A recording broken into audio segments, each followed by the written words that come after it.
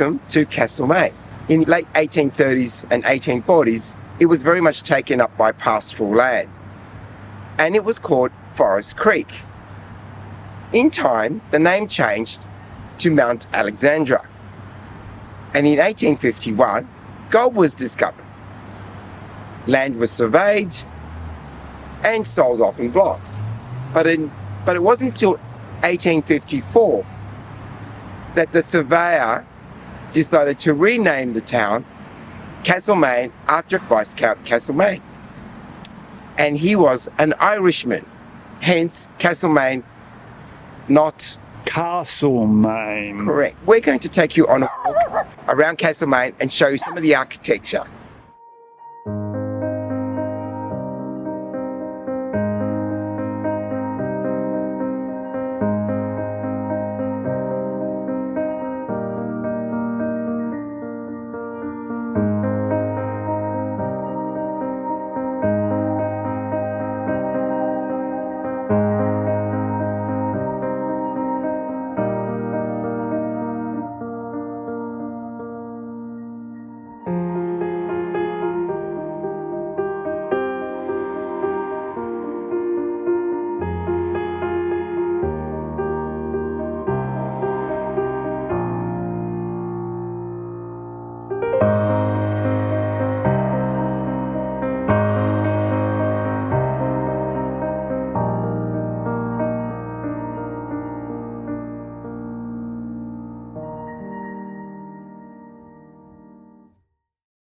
Peter here. Behind me we have a memorial to J.B. Patterson.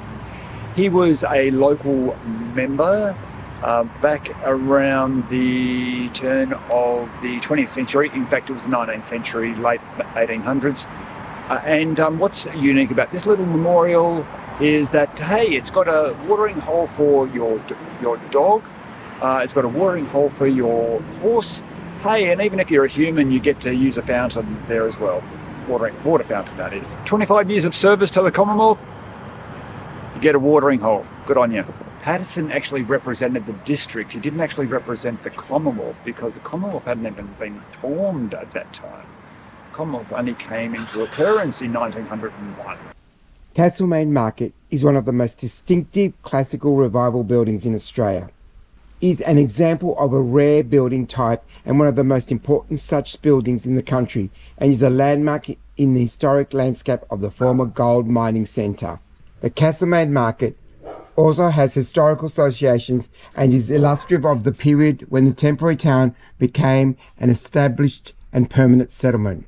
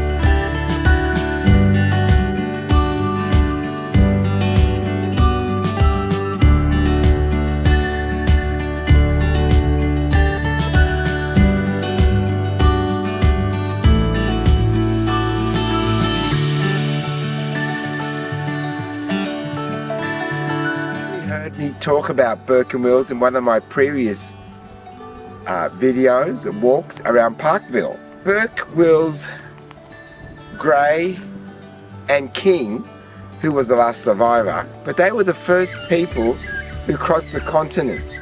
So in honour, Castlemaine community put up this monument to honour the men who lost their lives exploring this country for the good of all. See, behind me is the Royal Theatre.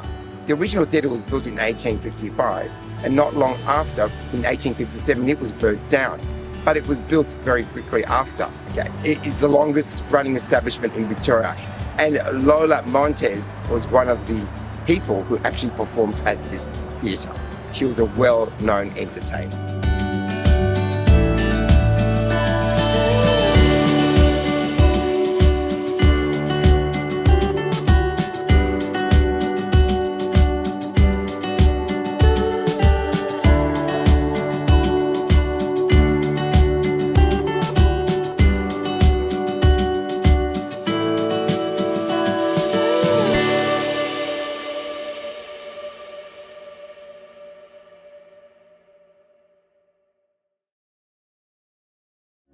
building was built in 1851, but in 1855 the State Bank of Victoria actually occupied this site for 66 years. At the same time, Robert O'Hara Burke was also in charge of the Castlemaine police station from 1858 to 1860. So it seems like between the police station and the State Bank, they had pretty secure tenants.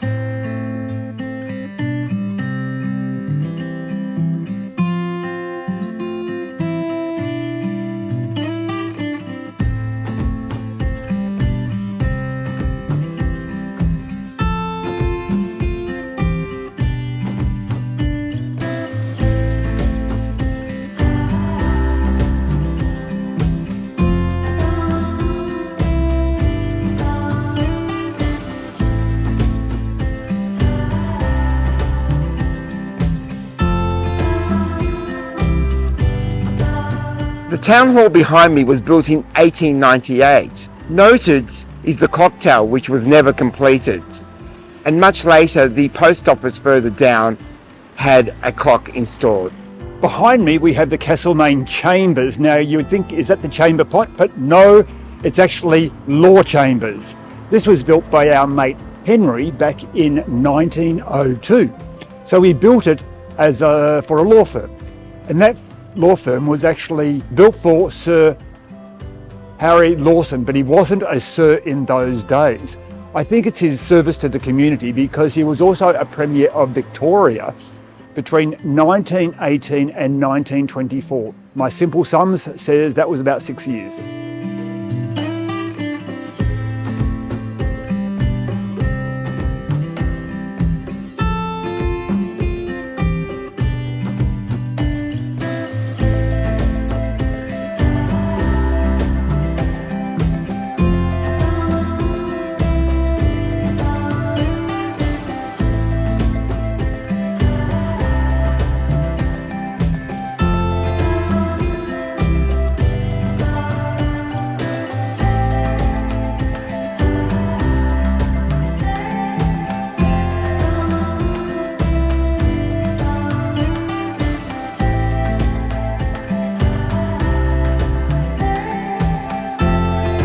Peter showed you the first bank, which was the State Savings Bank, which became a police office. In 1920, the State Bank built this building on this corner. Quite an impressive structure. But did you also know that by 1965, Castlemaine became a city? Then the population fell and it's lost its title. Oh well. Back to being a town. The library, and it was built in 1898. As much as it says the date that it was established, but it was built later.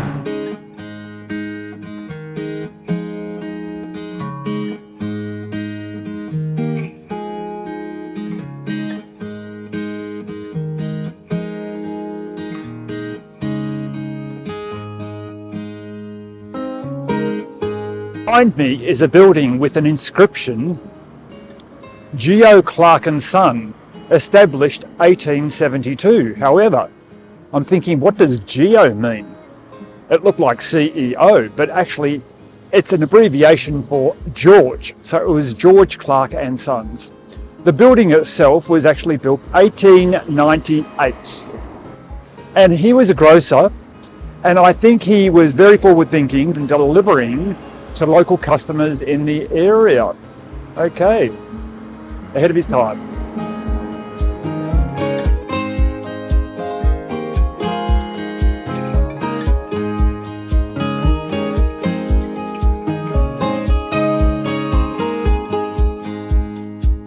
Hello, behind me is the Castlemaine Museum and Art Gallery. It was established in 1913, but this building was erected in around 1930 with an official opening in 1931. It houses a lot of well-known Australian art and Australian memorabilia. So nice little rural collection, and they have actually held a number of exhibitions that have attracted both national and international attention. Art Deco style, Peter. Yes, it's It's an Art Deco style with an influence of, I don't know, Italianate, Egyptian, something like that anyway.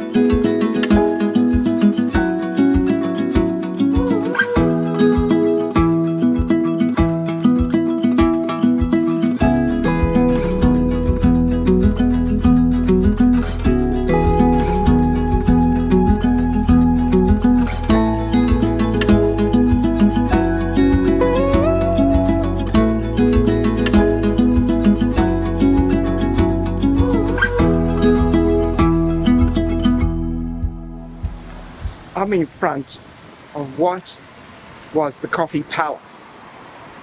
If you happen to arrive in Castlemaine by train, you will be arriving at the Castlemaine station, and the construction began in 1887. But if you were looking for accommodation in 1889, you would want to stay in a hotel. Now you had a choice. You would go to a public house, which was a pub, and they were pretty rowdy. Or you could go to a boutique hotel like the one behind me, the coffee house that was built in 1889. A more gentrified place to stay in. But there's a fine line between a pub and a hotel. What's the difference? Well, a pub is officially more of a drinking place, so they still had accommodation, but they focused on the drinking. Whereas a hotel behind me, they focused more on the accommodation. They still had a public bar, but it was more gentrified.